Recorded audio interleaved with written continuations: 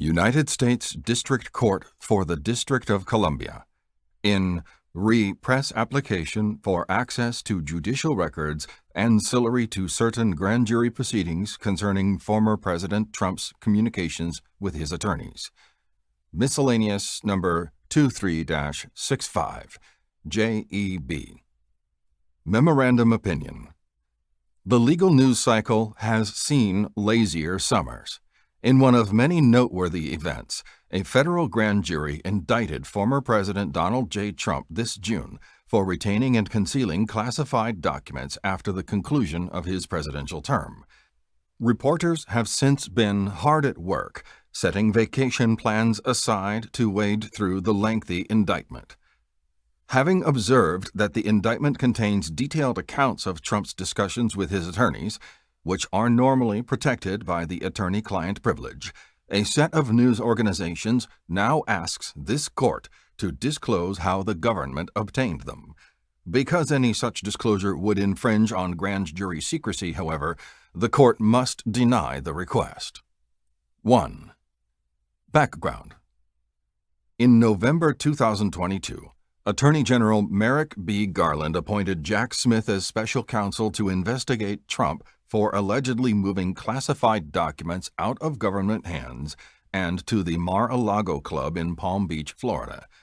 See press release, Department of Justice, Appointment of Special Counsel, November 18, 2022, https://perma.cc/G5K2-ZN7T, Trump v. United States, 54 F. 4th 689-694-296, 11th Circuit, 2022, describing government's discovery of, quote, over 100 documents marked confidential, secret, or top secret that Trump had not produced in response to a subpoena. That appointment led to a grand jury investigation, which in turn resulted in an indictment. A. March reports of grand jury testimony.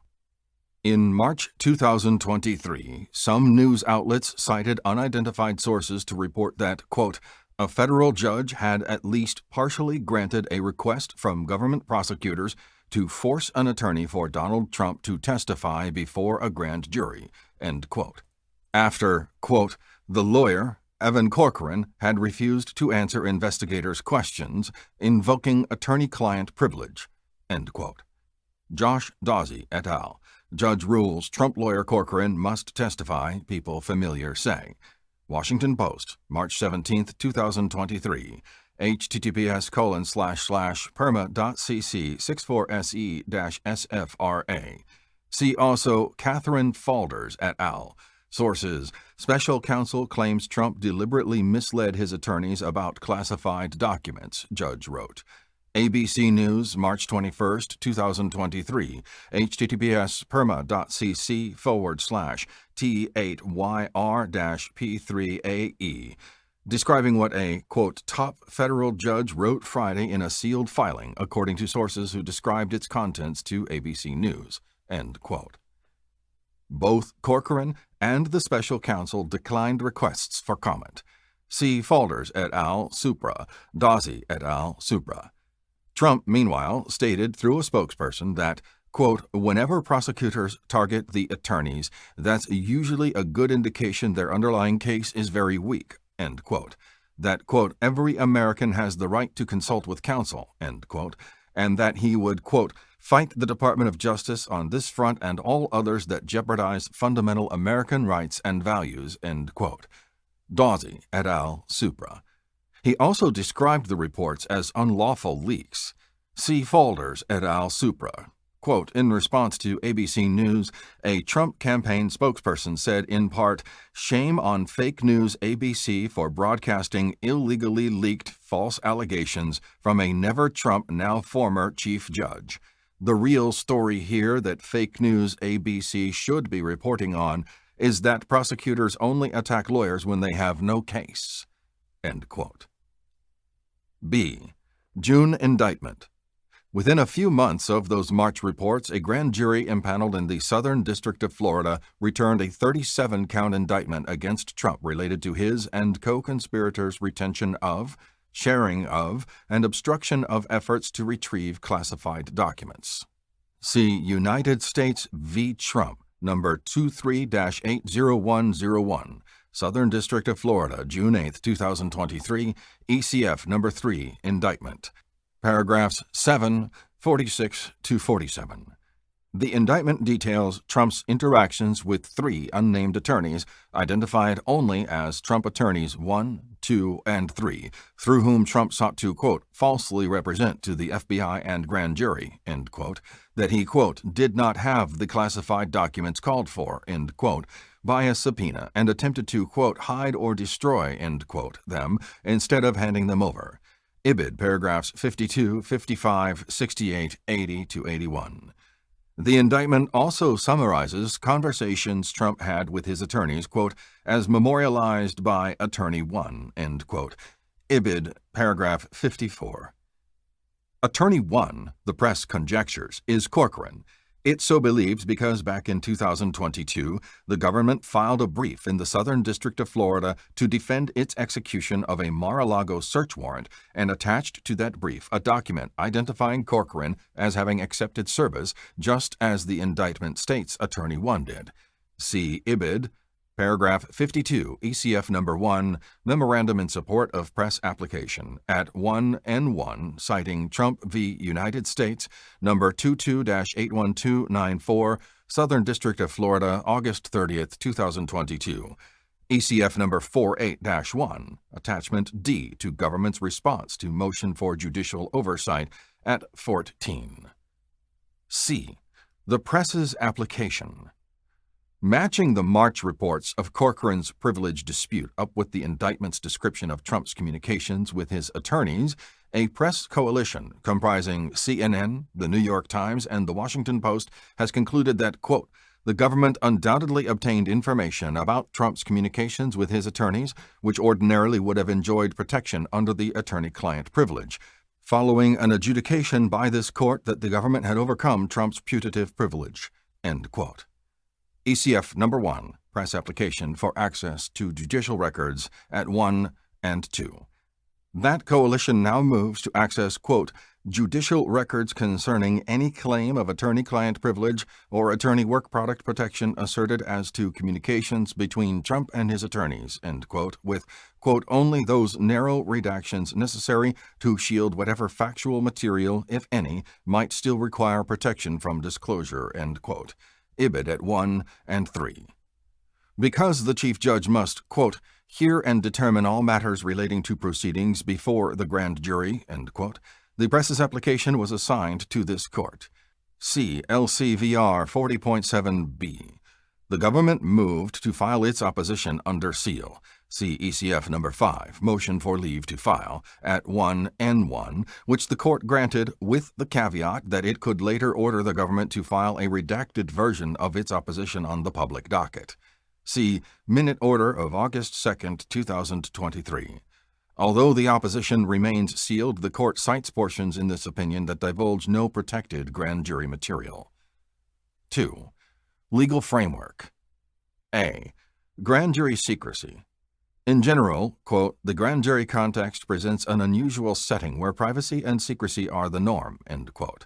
In Re Grand Subpoena, Judith Miller, 438 F3D 1141-1150, D.C. Circuit 2006, quoting in Re Sealed Case, Dow Jones II, 199 F3D 522-526, D.C. Circuit 2000.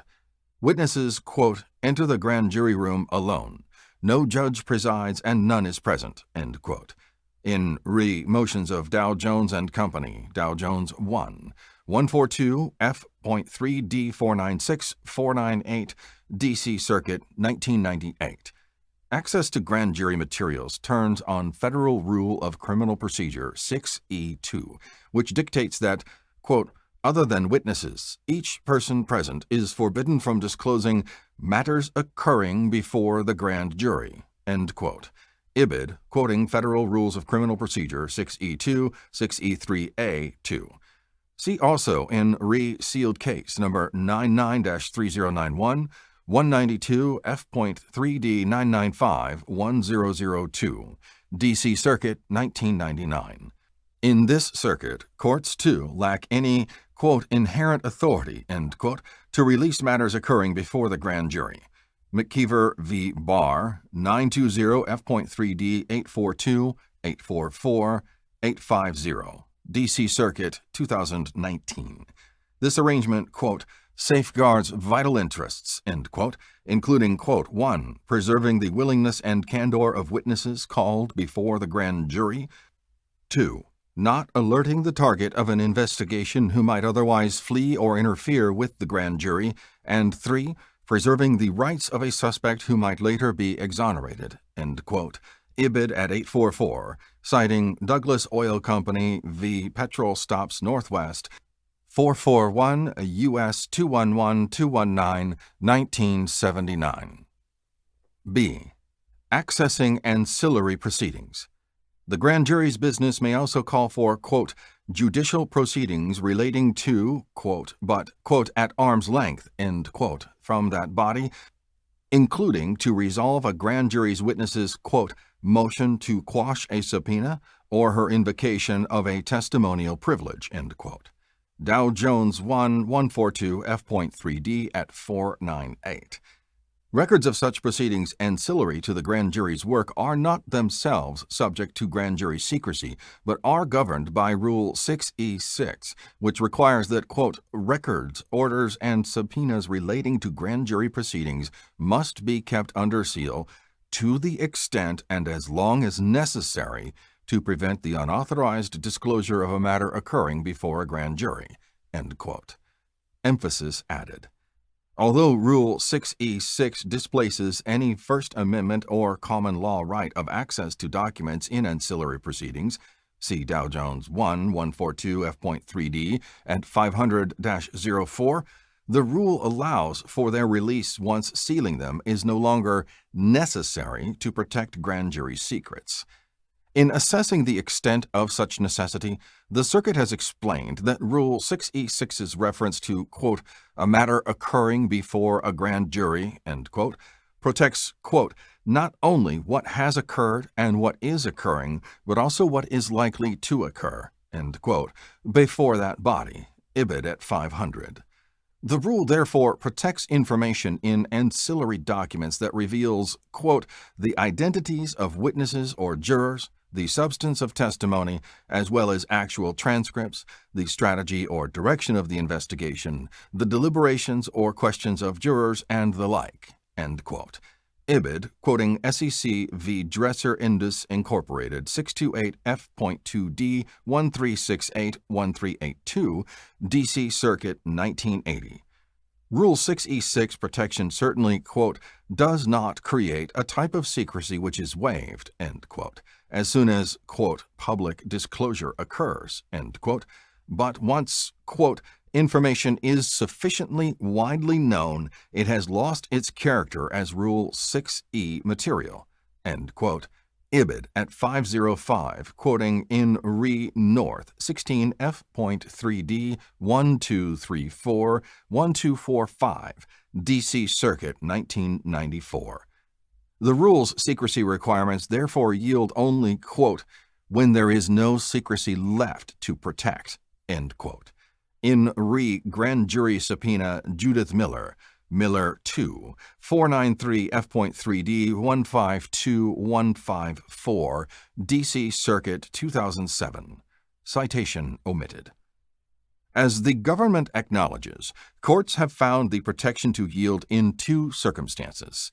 C. ECF number 5-1, Government Opposition, at 10-11, in Re Press Application for Access to Judicial Records and Procedures, Miscellaneous number 22-128, 2023 U.S. District Lexus 104648 at 4 DDC March 11, 2023.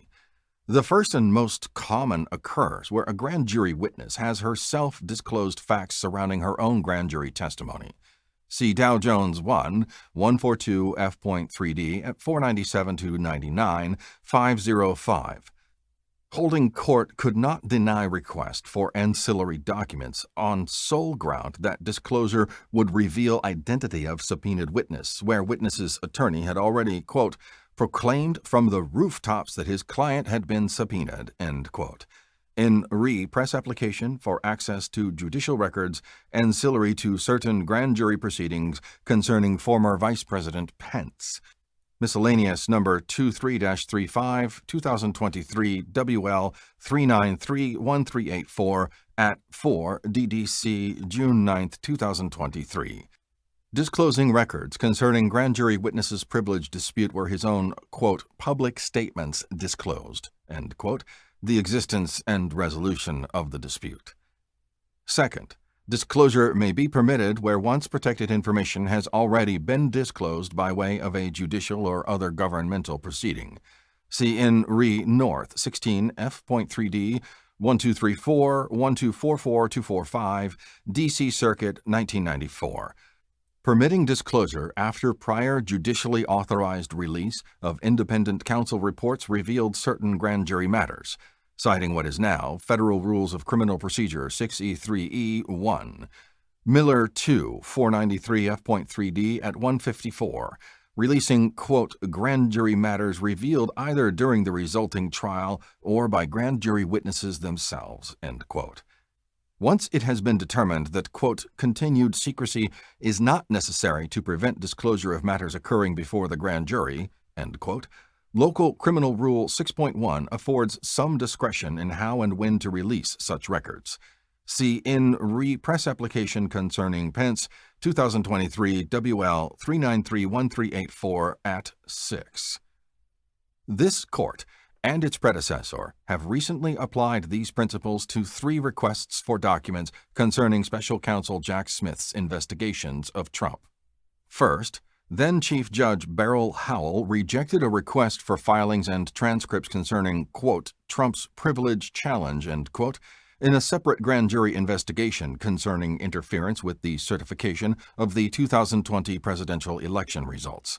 In New York Times Co. Miscellaneous number 22-100, 2023 WL 2185826 at 1 and 2. DDC, February 23, 2023. Judge Howell explained that even partially granting the request would inevitably disclose grand jury material that retained Rule 6E6 protection, because the only public reporting on the existence of any privilege dispute relied on unnamed sources rather than, quote, the type of confirmation by government attorneys, grand jury witnesses, or a privilege holder that the circuit has found sufficient to make secrecy no longer necessary, end quote. Ibid at 14. Less than a month later, and on the same grounds, she declined a press request for records related to a contempt proceeding against Trump in the same classified documents investigation at issue here. See in press application for access to judicial records and proceedings, 2023 U.S. District Lexus 104648 at 7. Emphasizing that existence of any contempt proceeding had been disclosed only by, quote, news articles derived from anonymous sources, end quote. Third and most recently, this court granted in part a request to release records concerning former Vice President Michael R. Pence's constitutional challenge to a grand jury subpoena in the election interference case, after Pence himself, quote, virtually proclaimed from the rooftops, end quote, that he had lodged and partially lost such a challenge and would testify before the grand jury. In press application concerning Pence, 2023 WL 3931384 at 8, quoting Dow Jones 1, 142 F.3d at 505. It is against this backdrop that the court analyzes the current dispute.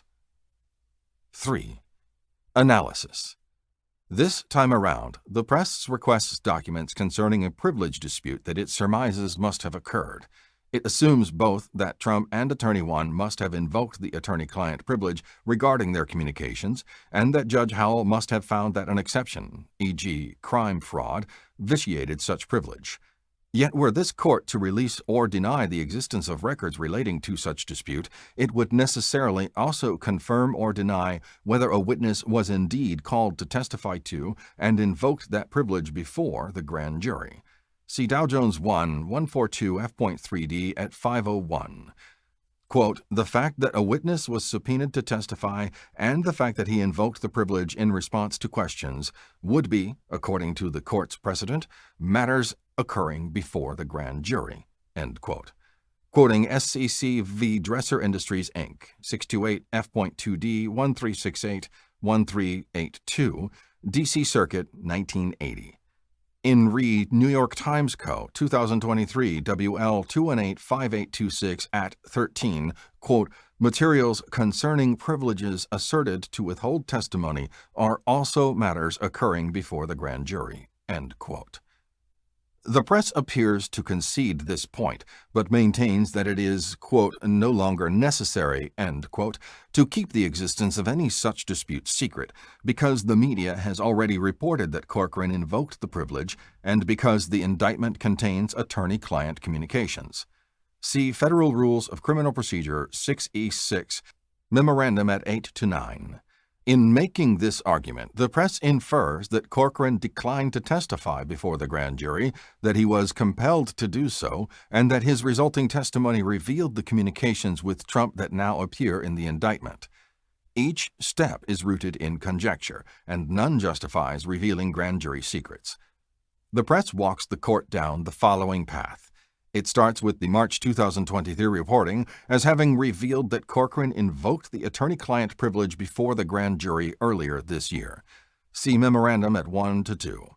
The press then notes that the indictment contains extensive evidence of Attorney 1's communications with Trump, plugs in its inference that Attorney 1 is Corcoran, and concludes that Corcoran must have been made to testify before the grand jury about his conversations with Trump after his attempt to invoke the attorney-client privilege back in March fell flat. While they make for an interesting trip, these suppositions do not rely on any actual statement by a grand jury witness or any other formal government disclosure. Begin with media reports that Corcoran invoked the attorney-client privilege before the grand jury. That account was based on unidentified sources of the same kind that this court's predecessor has twice explained cannot strip grand jury material of its Rule 6e protection. See in re New York Times Co., 2023, WL 2185826 at 14. Quote, those sources, however, are not the type of confirmation by government attorneys, grand jury witnesses, or a privilege holder that the circuit has found sufficient to make secrecy no longer necessary. End quote. Citing Dow Jones 142 F.3d at 505. In re Press Application for Access to Judicial Records and Proceedings, 2023 U.S. District Lexus 104648 at 4, quote, petitioner's citation to news articles derived from anonymous sources is unpersuasive because, under binding case law, such reporting does not erode grand jury secrecy, end quote. Cleaned up.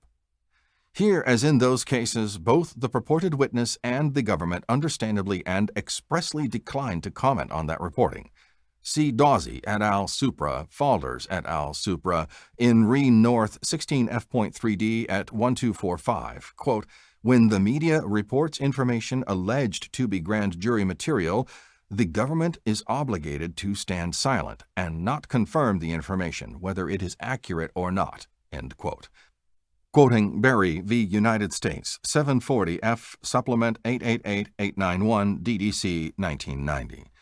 The only identifiable individual who may have had some direct knowledge and who commented on that reporting is Trump, the target of the investigation. Although statements made by the holder of the privilege could be considered relevant, Trump's statements called the reporting, quote, fake news, end quote, and suggested at most that the grand jury sought to learn what his attorneys knew, not necessarily that it asked for their accounts of their communications with him or that any such effort was successful. See Falders et al. Supra, Dawsey et al. Supra. The court declines to read more into those statements. Nor has the June indictment confirmed those anonymous reports.